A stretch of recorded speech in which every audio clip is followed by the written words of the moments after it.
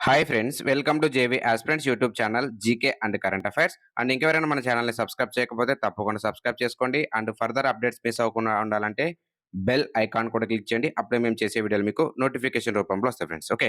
And ఈ యొక్క వీడియోలో వచ్చేసి మనము 2025 ఏపీడిఎస్కి సంబంధించి జూన్ 9న అడిగినటువంటి జీకే అండ్ కరెంట్ అఫైర్స్ ప్రశ్నలకు సంబంధించి వివరణ అయితే చూద్దాం. ఆల్రెడీ మనం మిగతా 2 రోజులు జరిగినటువంటి ఎగ్జామ్స్ లో వచ్చినటువంటి GK and current affairs video చేసి మనం ఆల్రెడీ మన యూట్యూబ్ ఛానల్ అప్లోడ్ చేయడం జరిగింది. సో, ఆ యొక్క వీడియో లింక్‌ని మీకు డిస్క్రిప్షన్ బాక్స్‌లో అలాగే కామెంట్ బాక్స్‌లో కూడా ఇవ్వడం జరిగింది.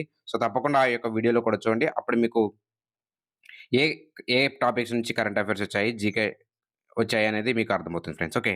సో, ఇక ఆలస్యం చేయకుండా జూన్ 9న వచ్చినటువంటి ఎగ్జామ్స్‌లో వచ్చినటువంటి క్వెషన్స్ డిస్కస్ చేద్దాం.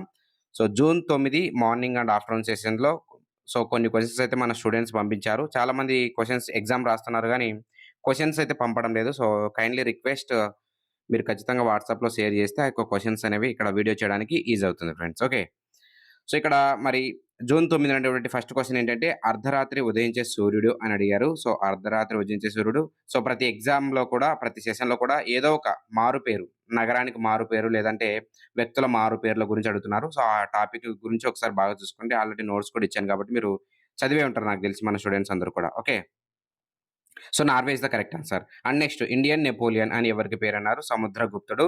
సో, కరెక్ట్ ఆన్సర్ సముద్రగుప్తుడు. చూడండి, నగరాలు మారుపేర్లు, అలాగే దేశాలు మారుపేర్లు, అలాగే వ్యక్తులు మారుపేర్లు. ఈ టాపిక్స్ నుంచి మనకు అదే రౌండ్‌గా మనకు క్వెషన్స్ వస్తూ ఉన్నాయి కాబట్టి వాటి నుంచి ఫోకస్ చేయండి. మీకు ఫర్దర్ సెషన్‌లో కూడా వచ్చే ఛాన్స్ ఉంది. అలాగే ఆంధ్ర శివాజీ, ఆంధ్ర రత్న, ఆంధ్ర భీష్మ అనేది దీని నుంచి ఏదో క్వెషన్ వచ్చిందని చెప్పారు. మరి క్లారిటీ లేదు. అందుకని దీని గురించి డిస్కస్ చేయట్లేదు ఇక్కడ. ఓకే. అండ్ నెక్స్ట్ తొలి ఫుట్‌బాల్ జరిగినటువంటి దేశం. సో, ఏ దేశంలో జరిగింది అని అడిగారంట. మరి సో, ఆన్సర్ వచ్చేసి ఉరుగ్వే. ఉరుగ్వే దేశంలో మొట్టమొదటిసారిగా 1930లో ఫీఫా ఆధ్వర్యంలో అయితే ఈ యొక్క మొట్టమొదటి ఫుట్‌బాల్ కప్ జరిగింది. సో, ఆ యొక్క దేశం ఏదంటే ఉరుగ్వే.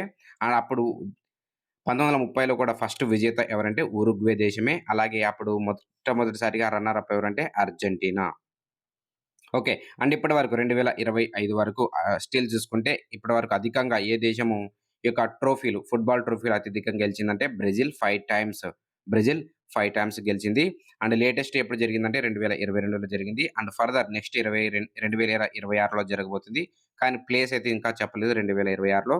అయితే లేటెస్ట్ 2022లో మనకు అర్జెంటీనా విజేతగా నిలిచింది. మూడవసారి. అర్జెంటీనా మూడవసారి విజేతగా నిలిచింది. ఇది మనకు ఫుట్‌బాల్‌కి సంబంధించిన అంశము. అండ్ నెక్స్ట్ సో, ప్రతి సెషన్‌లో కూడా బుక్స్‌కి సంబంధించి క్వెషన్ అడుగుతున్నారు. అది కూడా మీరు చూసుకోండి. ఇండియా విన్స్ ఫ్రీడమ్ అని చెప్పేసి, అలాగే ఆఫ్టర్‌నూన్ సెషన్ అని కూడా మీకు క్వెషన్స్ వచ్చాయి. సో, ఇండియా విన్స్ ఫ్రీడమ్ వచ్చేసి మౌలానా అబుల్ కలాం ఆజాద్. ఓకే. ఏపీజే అబ్దుల్ కలాం కాదు. ఇక్కడ వచ్చేసి Maulana Abul Kalam Azad. Books and authors గురించి చూసుకోండి. నేషనల్, ఇంటర్నేషనల్ సంబంధించి. ఓకే. అండ్ నెక్స్ట్ నీటి కింద hydrogen gas PM hydrogen fuel cell energy అని ఫెర్రీ అని పిలుస్తారు. సో, రీసెంట్‌గా ప్రైమ్ మినిస్టర్ మోడీ ఎక్కడ ప్రారంభించారు అని అడిగారంట. క్వెషన్ అయితే ఎక్కడ ప్రారంభించారని వచ్చేసి ఇదొచ్చేసి గంగా నదిలో ప్రారంభించడం జరిగింది. సో, వాస్తవానికి తమిళనాడు పర్యటనలో భాగంగా ప్రైమ్ మినిస్టర్ మోడీ దీన్ని ప్రారంభించారు. వర్చువల్‌గా ప్రారంభించారు. సో, దేనంటే గంగా నది, వారణాసి ఫిబ్రవరి 28, 2025 అయితే దీన్ని ప్రారంభించారు. కొచ్చిన్ షిప్ యార్డ్ దీన్ని నిర్మించింది. Cochin ship yard. సో, దీన్ని ఏమని పిలుస్తారంటే గ్రీన్ బోట్ ఇనిషియేటివ్‌లో భాగంగా hydrogen fuel cell energy. So, దేశంలో తొలి స్వదేశీ అని పిలుస్తారు దీన్ని. సో, తొలి స్వదేశీ హైడ్రోజన్ ఫ్యూయల్ సెల్ ఫెర్రీ ఎక్కడుందంటే వారణాసి, గంగా నది. నెక్స్ట్ సో, అవార్డుల గురించి మనకు జతపరచుము అని అడిగారంట. పద్మభూషణ్ అలాగే కేంద్ర సాహిత్య అకాడమీ బుకర్ ప్రైజ్ అనేది. సో, బుకర్ ప్రైజ్ అని అడిగారు కాబట్టి లేటెస్ట్‌గా బుకర్ ప్రైజ్ అనే ఆప్షన్‌లో కూడా ఉందేమో బహుశా మరి. బాను ముస్తక్. బాను ముస్తక్ 2024 మన ఇండియాకు చెందిన వారే. ఈమె హార్ట్ ల్యాంప్ అనేటువంటి రచనకు గాను బుకర్ ప్రైజ్ 2025 అవార్డు రావడం జరిగింది. సో, ఇది గుర్తుపెట్టుకోండి. ఓకే. నెక్స్ట్ అలాగే పద్మభూషణ్ కూడా రీసెంట్‌గా వచ్చింది. అది గుర్తుపెట్టుకోండి. Next special Olympic winter games మనకు వరల్డ్‌లో మనకు స్పెషల్ ఒలింపిక్స్, వింటర్ ఒలింపిక్స్ అలాగే సమ్మర్ ఒలింపిక్స్ మారు ఆహ్, రకరకాలుగా జరుగుతుంటాయి. అయితే రీసెంట్‌గా 2025 మార్చ్‌లో జరిగింది. సో, దీని గురించి ప్రైమ్ మినిస్టర్ మోడీ కూడా ఈ యొక్క ప్లేయర్‌లకు కంగ్రాచ్యులేషన్స్ చెప్పారు. ఈ యొక్క అవార్డ్స్ గెలిచినందుకు గాను. సో, చూద్దాం. స్పెషల్ ఒలింపిక్స్ వింటర్ గేమ్స్ ఎక్కడ జరిగాయి అని అడిగారు. సో, ఆప్షన్ వచ్చేసి ఇటలీ.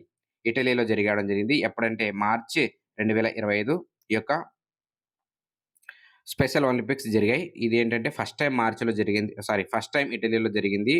ఆఫ్టర్ 8 ఇయర్స్ 8 సంవత్సరాల తర్వాత ఈ యొక్క స్పెషల్ ఒలింపిక్ గేమ్స్ జరిగాయి. కాబట్టి స్పెసిఫిక్‌గా ఫోకస్ చేశాడు. 8 ఇయర్స్ తర్వాత అన్నమాట. మరి ఇందులో ఈ యొక్క ఇటలీలో జరిగినటువంటి ఇందులో 12వ ఎడిషన్ 33 మెడల్స్ గెలిచింది భారతదేశం. అందులో 8 గోల్డ్, 18 సిల్వరు, అలాగే 7 బ్రాంజ్ మెడల్స్.